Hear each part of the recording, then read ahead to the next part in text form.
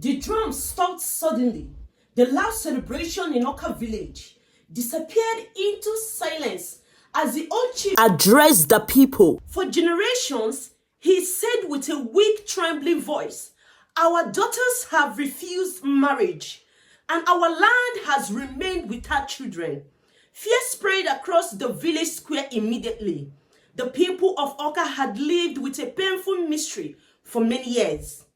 Young women in the community grew old without marriage, and no child had been born in the village for generations. Families cried in silence while the village slowly lost hope. Nobody understood why. Many brave warriors has entered the forbidden forest to discover the truth behind the curse, but none of them returned alive. The villagers believed an ancient spirit king named Agamefunna was responsible for the darkness covering Awka, and because of fear, nobody dared to challenge him again. Nobody, except one maiden. Her name was Nnenna. Unlike the others, her heart became heavy. Why is Awka different? She always wondered. One night, Nnenna sat quietly beside the river under the bright moonlight, her long twisted white hair as she stared at the reflection in the water. "There must be a way to break this curse," she whispered softly. The next morning, the villagers gathered once again in the village square.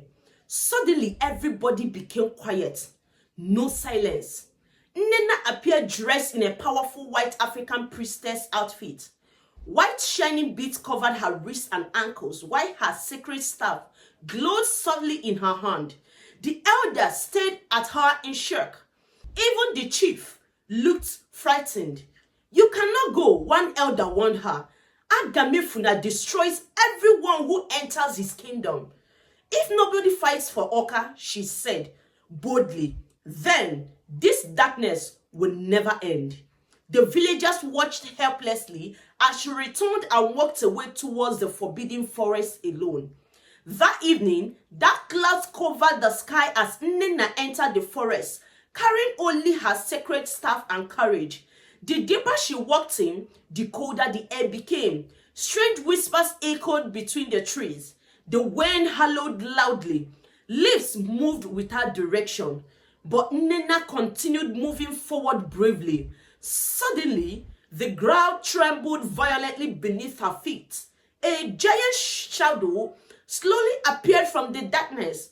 Nnenna stopped, walking immediately. Then she finally saw him, Agamefunna. The powerful spirit king sat upon a dark throne, surrounded by burning blue fire. His glowing eyes stared directly into Nnenna's soul, while the forest shook around him. "You dare challenge me?" His voice thundered through the forest.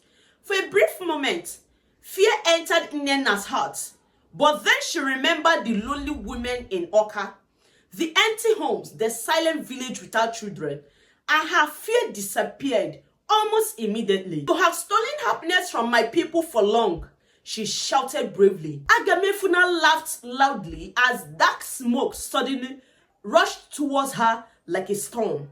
Nnenna quickly raised her sacred staff and began speaking ancient words taught to her by her late grandmother. Immediately, a bright white light burst across the forest.